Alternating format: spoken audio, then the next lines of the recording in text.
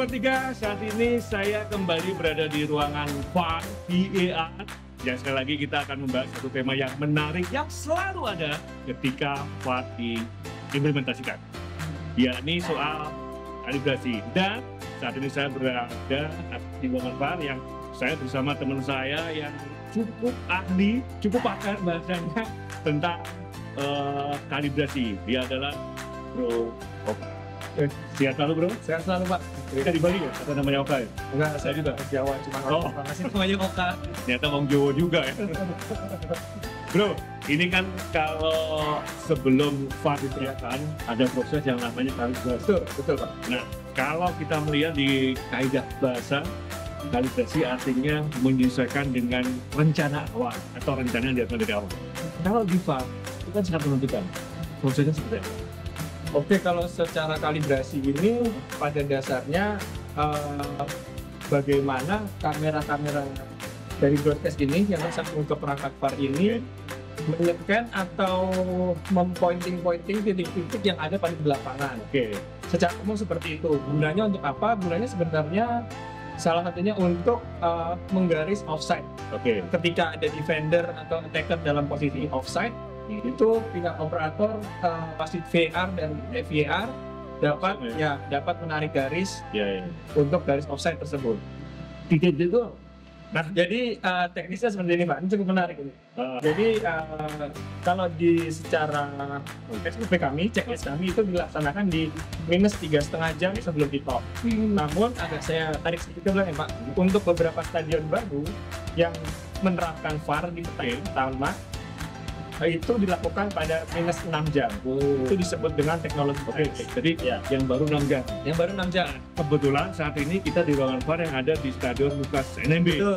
Ini ada pertandingan PSBS Biak melawan Persib Bandung. Betul. Artinya di stadion ini 6 jam sebelum kick-off. Betul. Itu berapa?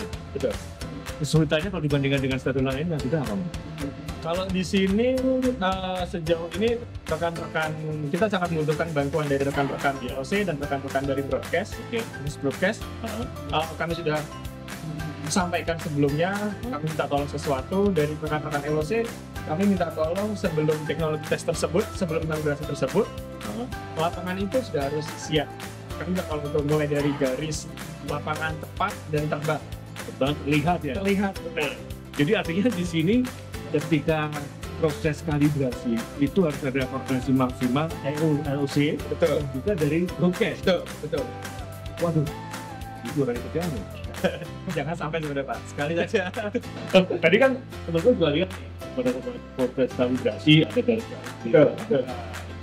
prosesnya seperti apa? Bisa dijelaskan kan? Bisa tanya nih, karena kan itu kan nggak terlihat pada saat pertandingan ya, dia pada saat di layar televisi. Betul.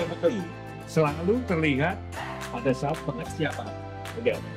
Jadi kami minta tolong kepada rekan-rekan host broadcast kameramen tersebut, kita menyekan atau mentitik-titikkan kamera tersebut ke dalam 18 titik. Oke. 18 grab kamera, jadi 18 gambar. 18 gambar. Bayangkan 18 gambar. Ya, terdiri dari 9 kiri dan 9 kanan.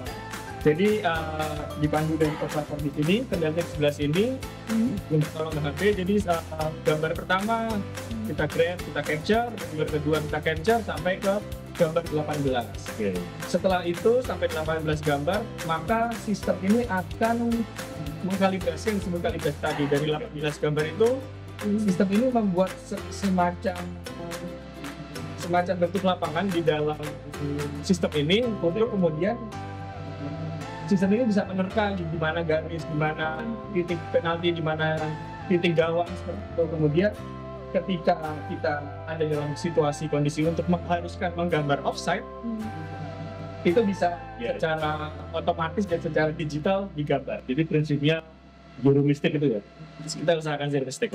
Pertanyaan alami nih, bosan nggak sih? 18 titik tiap pertandingan dan di kota terlalu sama, bahkan pressure-nya pasti beda. Pressure-nya beda, betul. Bosan nggak? Kalau dibilang bosan sih enggak ya, Pak. Karena ini sungguh menarik. Karena terlalu sayang ya? Jadi rekan-rekan kita dari operator, dari replay operator, dari RO itu memaksimalkan hal tersebut. Jadi segala bentuk kalibrasi dan grab frame gambar tersebut harus bisa maksimal. dan itu menjadi satu ketentuan ya sebelum pertandingan kick off. Betul. Proses kalibrasi Ya. harus tuntas sesuai dengan standar dan semua punya parameter yang sama. Betul. Karena, sorry, nambahin sedikit. Oh. Karena kalau misal kalibrasi tersebut setelah kita grab, terus kita refine, kita kalibrasi di sistemnya ini, apabila nilainya lebih atas toleransi kita, Oke. mohon maaf saja ketika pertandingan itu ada sesuatu offset yang tipis, itu rasanya sulit terima banget. Ini nih bebannya. Jadi kalau ada offset kok sampai salah, amit-amit nih. Amit-amit Pak. Beliau-beliau dan banyak disalahin. Tapi alhamdulillah jauhnya lancar ya. Lancar. Sesuai dengan standar yang ditentukan dan sesuai bahwa proses kalibrasi ternyata dampaknya sangat signifikan sampai dengan pertandingan. Betul. Butuh kalian khusus nggak sih ketika harus melakukan kalibrasi?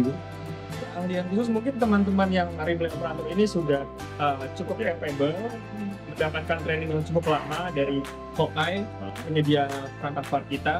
Training cukup lama dan ditambah experience mereka sudah sering melakukan tersebut di setiap match, harusnya bisa sesuai. Itu Sobat Liga. Jadi ketika melakukan proses kalibrasi pun ada yang harus ikut training khusus. Betul. Betul. Jadi ini nggak sembarang orang. Jadi insya Allah dipastikan standarnya akan sama, semua beres, aman. Demi buat teman-teman sekalian. Jadi ini bagian yang selama ini tidak terlihat, tapi fungsi dan dampaknya, pengaruhnya pada jadwal pertandingan cukup signifikan. Salah satunya Dota ini. Jadi kalau lupa, sarankan dia harus. Baik, terima kasih Sobat Liga. Tadi soal kalibrasi. Tonton terus, kita akan bahas tema berikutnya yang sangat menarik terkait dengan VR di BRI Liga 1 2004-2005. Saya Dimas Juni, terima kasih. Sampai jumpa.